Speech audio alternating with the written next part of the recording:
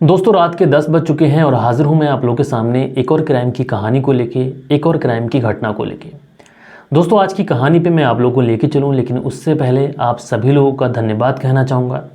खासकर सबसे पहले धन्यवाद कहना चाहूँगा मैं ठाकुर प्रखर सिंह जी का, जिन्होंने अपने व्यूवर्स के साथ में हमारे चैनल को साझा किया और उन्हें बताया जो हमारा पहला चैनल था वो टर्मिनेट कर दिया गया किसी वजह से यूट्यूब ने।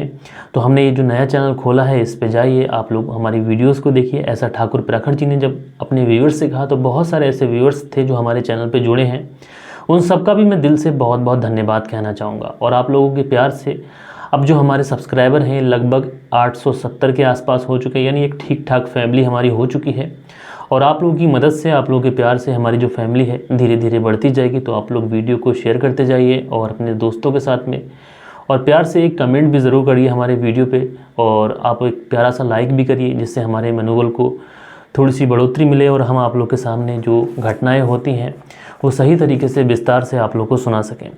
तो दोस्तों आज की जो घटना मैं आप लोग को सुनाने जा रहा हूँ, ये घटना अपने आप में एक ऐसी घटना है कि जिसे सुनने के बाद में आप लोग हैरत में आ सकते हैं।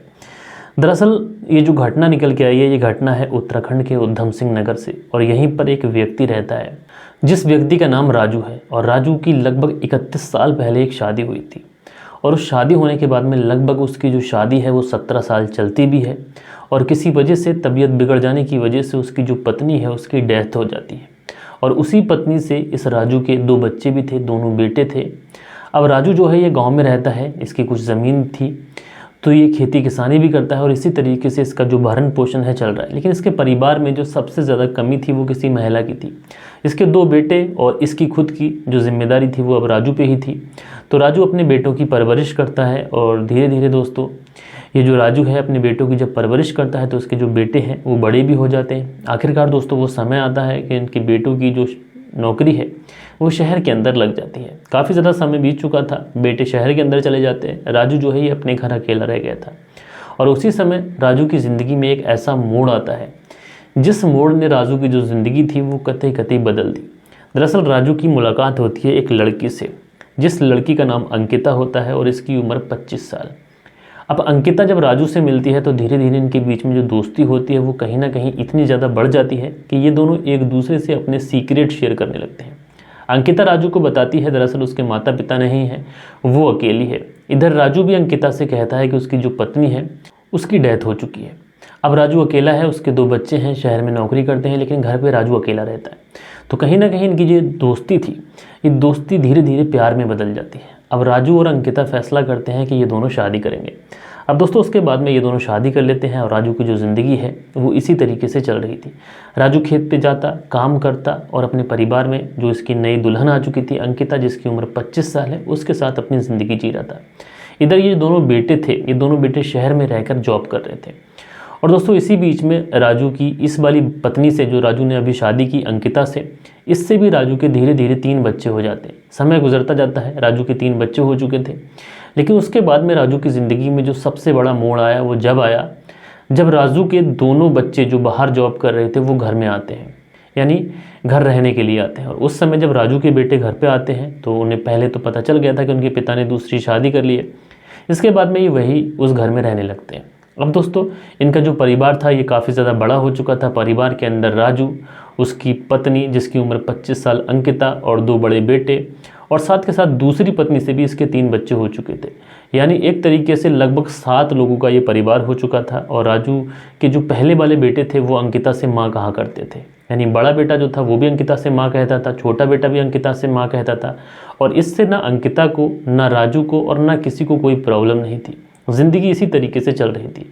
और उसके बाद में दोस्तों एक दिन ऐसा आता है कि राजू की जो पत्नी है अंकिता, ये अपने पति राजू से कहती है कि दरअसल उसे अपने लोगों की याद आ रही है और वो अपने लोगों से मिलना चाहती है। तो ऐसे में राजू अपनी पत्नी से कहता है कि तुम्हारे तो माता पिता भी नहीं है, तो तुम कैसे अपने लोगों से मिलने जाओगी, कहाँ जाओगी, कौन तुम्हारे अपने हैं। तो अंकिता कहती है कि माता पिता तो नहीं है, लेकिन चचा ताऊ बाकी के रिश्तेदार तो हैं, उनसे मिलना चाहती हूँ। तो अंकिता को राजू कहता है कि ठीक है तुम चले जाइए, लेकिन अब आप इतना ध्यान दीजिए कि तुम्हारे जो परिवार में 5 लोग और हैं उनकी जिम्मेदारी भी तुम ही पे है। यानी कि मेरे अलावा 5 बच्चे हैं हमारे, उनकी जिम्मेदारी तुम ही पे है। हमारे 3 बच्चे जो कि तुमसे हैं और 2 बच्चे मेरे पहले वाले हैं, तो उनकी भी जिम्मेदारी अब तुम ही पे है। और उसके बाद में इसकी जो पत्नी है अंकिता, ये राजू से कहती है कि वो जल्दी लौट आएगी। और उसके बाद में ये जो पत्नी है अपना सामान पैक करती है और उसके बाद में ये वहाँ से चली जाती है। अब पत्नी जा चुकी थी और उसके बाद में दोस्तों राजू जो है वो घर पे अकेला रह गया था। बड़ा बेटा भी कहता है कि पिताजी वो शहर जा रहा है, जहाँ जॉब करता है वहाँ से फ़ोन आया तो वो भी वहाँ से चला जाता है। अब राजू के घर में इसका छोटा बेटा और 3 बच्चे इसकी दूसरी वाली पत्नी से, ये लोग रह गए थे। और जैसे जैसे समय गुजरता है तो पत्नी को काफ़ी ज़्यादा समय हो जाता है, इसलिए राजू अब परेशान होने लगता है। राजू सोचता है कि उसकी पत्नी आखिर कहाँ गई, कहाँ चली गई, कोई कॉन्टैक्ट नंबर भी नहीं है। लेकिन उसकी जो पत्नी है अंकिता, उसने एक बार अपने गाँव के बारे में राजू को बताया था। अब राजू सोचता है कि क्यों ना उस गाँव में ही जाकर पता निकाला जाए कि आखिर अंकिता कहाँ है। इसलिए राजू जो है वो निकल पड़ता है उसके गाँव की तरफ। अब जैसे ही उसके गाँव में पहुँचता है तो वहाँ पर राजू को कुछ भी पता नहीं होता है कि क्या एड्रेस है, कौन उसके रिश्तेदार हैं, कहाँ पूछूं, कहाँ नहीं जाऊं, क्या करूं। उसके बाद में राजू जो है वो वहीं पर लोगों से पूछताछ करता है कि दरअसल यहाँ की एक लड़की है जिसका नाम अंकिता है, जिसके माता पिता की डेथ हो चुकी है और अंकिता से उसने शादी की है। अंकिता पिछले कुछ समय से इस गाँव में आई हुई है, लेकिन उसे उसका पता मालूम नहीं है।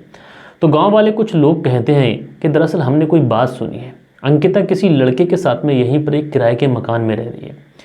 तो राजू जो है वो उस किराए के मकान का पता पूछता है, एड्रेस पूछता है और जैसे ही वो उस एड्रेस पे पहुंचता है और जैसे ही दरवाजे पे जाने के बाद में वो कुंडी बजाता है तो वहाँ से जब अंकिता निकल के आती है तो साथ के साथ जो व्यक्ति, जो लड़का अंकिता के साथ में रह रहा था, उसे देखने के बाद में राजू के होश उड़ जाते हैं।